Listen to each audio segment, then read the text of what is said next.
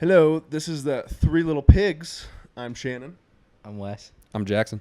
and today we're going to do a little Q&A. In the last couple podcasts, we have received a few questions, and instead of including a Q&A in the podcast itself, we've decided to release it as a separate entity. All right, so we're going to get right into it.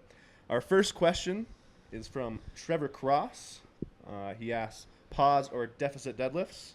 And I assume he's either asking, do we use them, or which is better? Wes, what do you think there? It depends.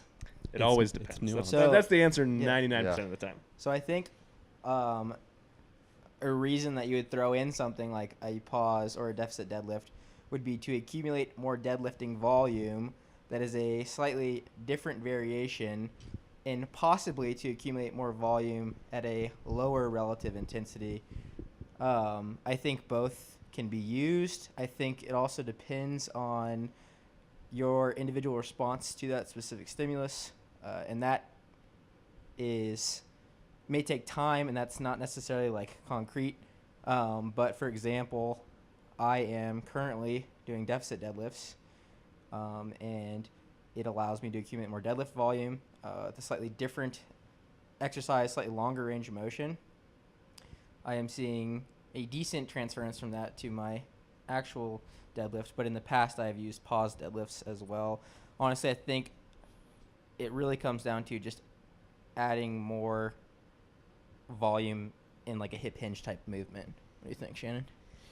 Yeah, I think extra volume and not just doing a normal deadlift from the floor is valuable. I also think it's usually prescribed in programs to work on a weakness, and that weakness for both of those is usually just off the floor, which for most lifters that aren't equipped, that's usually the weakness unless you pull the rounded back. So it's useful in that regard. With a pause, you can kind of change where you pause, so it's a little more valuable. Maybe if you're weak at the knees too, you can throw that in. But as far as which one's better, I don't think one is better than the other. I think, as Wes mentioned, the word transference, it's always kind of independent. Some people will pull with a deficit and get no transference out of it, which basically means, does it improve your actual competition lift? Some people get a lot out of a deficit deadlift. Also depends on, what kind of deficit, stuff like that. So they're both valuable. I have included both in programs at different points in time. But yeah, it depends. Jackson? Yeah, my really boring answer is exactly the same. It really does depend. I think that there's a lot of variation with those two movements that you can do in particular, like Wes said, to decrease your relative intensity. So for example, another variable that you can control with both of these is beltless or belted, and just changing that in itself. And then not to mention, we could have a 3-inch deficit, 2-inch, 4-inch, however big the deficit wants to be or however long the pause is. All of those are going to have a slightly different training response. And I think that that's the benefit between both of those. Like, it's not that one is better than the other. It's just how are you utilizing that and why are you utilizing that? I agree. Another thing worth mentioning, if you have problems with positioning, especially off the floor, like Trevor, you kind of do, a pause deadlift, right off the floor or in that position where you kind of lose position can be beneficial because it helps on maintaining position. You're making something tougher in that challenging position, so that's beneficial there. I think, to play devil's advocate to what Shannon just said, although I agree with him, you could also make the argument for just being better at practicing the actual deadlift. So by practicing the actual movement that you're trying to get better at, this kind of goes back to the transference thing we were talking about, is doing something that is going to be seen in the actual competition lift. So like what's actually going to improve you on that specific test. And so there seems to be an association with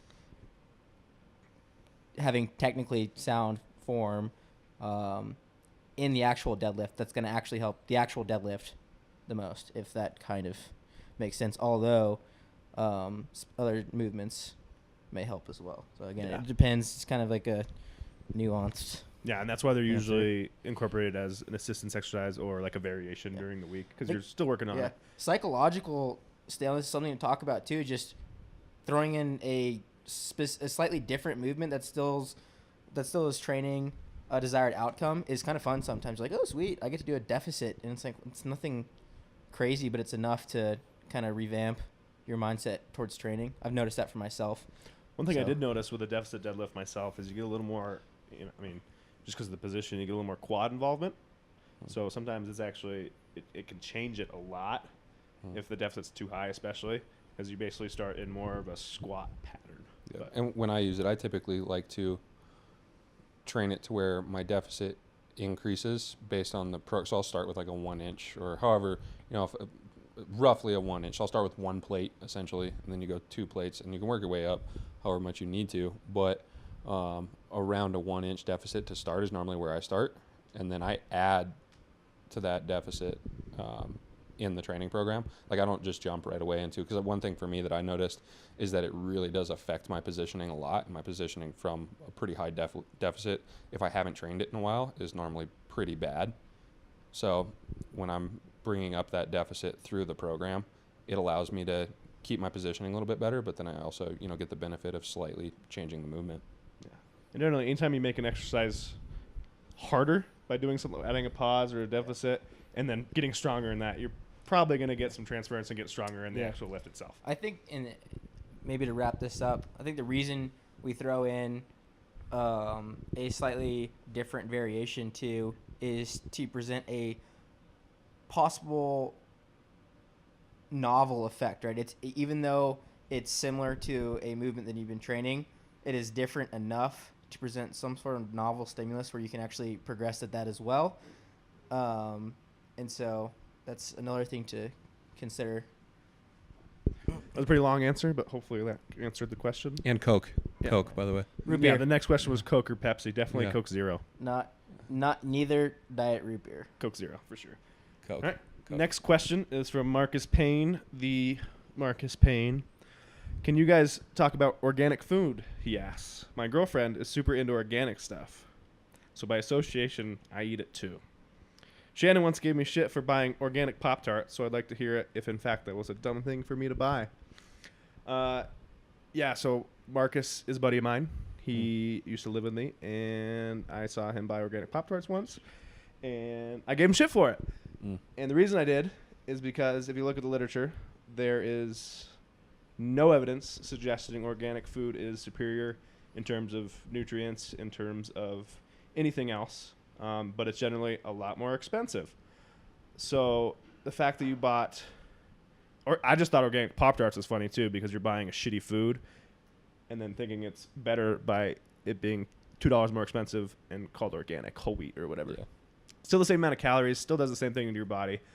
But yeah, so in terms of literature, organic food is not superior. Also, it usually seems like people want organic food because it's all natural, or it gives the idea of it's non-GMO. And I think a lot of people don't realize that basically anything that has lasted or survived through evolution is genetically modified. Like literally, even if you didn't do it in a factory, it happened naturally. Yeah. And often natural genetic modification results in a lot more errors and dangerous shit than specifically splicing out a vector from a virus. I think everything is risk to reward, and like Shannon said, there's nothing to suggest that it's better, it's going to decrease risk for any health outcomes or any of this stuff, and it's more expensive. So literally there's no increased reward for an increased risk of just using more resources. Yeah. There's no reason not to eat organic if you have the money. Yeah. But if it's a part of your belief system, that's the other thing, is people hold on to their nutrition like a belief system. And if that's something that's that important to you and you're willing to do that and you think it's going to have some sort of effect, then I'm not going to stop you, but I'm not going to tell you to go out of your way to buy it. And I'm going to kind of play devil's advocate for this one a little bit. I also agree with you guys, but the one thing that I typically have found with organic foods is they're typically a higher quality, typically the meats and especially the produce. Not saying that's anything like in particular, but I also think if we're going to look at it from just and that's a pretty broad statement, but for example, with the Pop-Tart one, right? Say you're trying to consume less calories. Now, you said that calories were equated for that, so it was the same as a shitty Pop-Tart, so who really cares, you know? But if that one did have less fat or less carbs per serving, and it allows you to hit your macronutrient targets, which is honestly, we've talked about this in other podcasts, it is really the only thing that matters if you're hitting your macro and micronutrient targets. But if it allows you to stay within those parameters, then yeah, sure, it's a better selection, but it's not because it's organic. Yeah, and I've actually sometimes seen the opposite, especially if it's processed kind of organic food, like a Pop-Tart. Mm-hmm. You know, sometimes those organic, all-natural foods taste like shit. So to make it taste better, they add more sugar, even though it's natural, or more whatever, to make it seem a little more healthy. Yeah. So, and then one thing that I don't like about people advocating organic foods is like they're the only health source and stuff. Like people who don't have the money to buy organic, they feel shitty buying like conventionally farmed vegetables and meats, which should make up the bulk of your diet. And so like, oh, I can't afford organic. That conventional shit's bad for you. So I'm gonna go buy some frozen foods because it's the same. Yeah. So, but yeah. So, do you guys want a little fun political rant on this? No, let's okay, wrap good. that up. We're going to do it, but it's not really political. But here's just my 2 cents on it. Is if you have the option between something that's organic and something that's not certified organic but is local, and they're of the exact same quality, I would suggest that you buy local. Honestly, like just from the standpoint of supporting local jobs and local produce, because I see that a lot as well, where that does affect my decision making, but not from a nutrient standpoint, simply for the fact that you can support local business through that. There's my quick little political rant. Agreed. All right. Last question from Aaron Batten. He asks, please explain what you mean by strength qualities. He's referring to one of our last podcasts where we frequently reference the term strength qualities. And what speed do you have lifters of varying skills do lifts, or is there any variance? I assume with the speed he means, do we incorporate... He's essentially getting at the difference between strength and power, I think.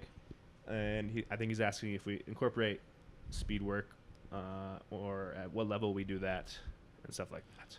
So I can start. Yeah.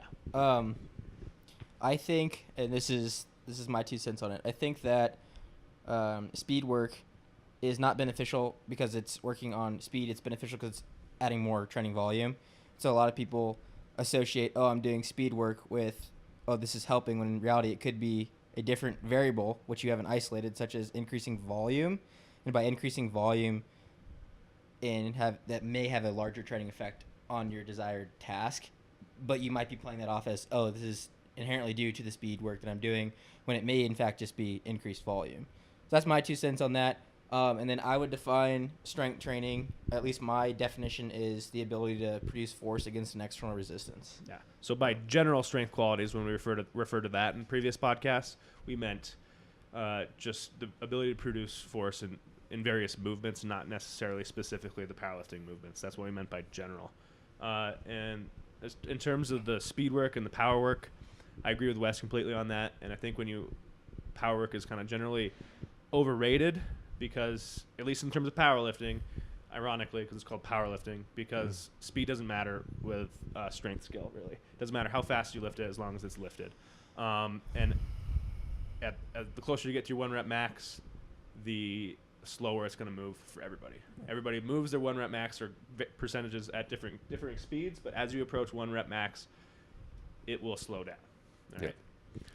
And then I'm not going to restate the same thing that they said just because I 100% agree with them, but we do program either work at lower percentages or at lower RPEs, which technically will increase the bar speed for a powerlifter, but it's not necessarily for a speed quality. And that is a big part of programming as well. And it could be good for technique. Yeah. That's what I was about to say. Technique work is good still. And again, it goes back to maybe your idea is that, oh, the speed work, it's the speed factor that's increasing these. And it's like, it may not be. It could be the fact that you can handle maybe higher frequencies, training at a lower intensity. You can have higher training volumes, and you can also refine technique. But it may not be due to the fact that you're just moving the bar quicker. Exactly. I hope that answered your question. That wraps up for all the questions. I hope you enjoyed listening. And if you have any questions, please ask them here on our Instagram pages or on a podcast. Thanks.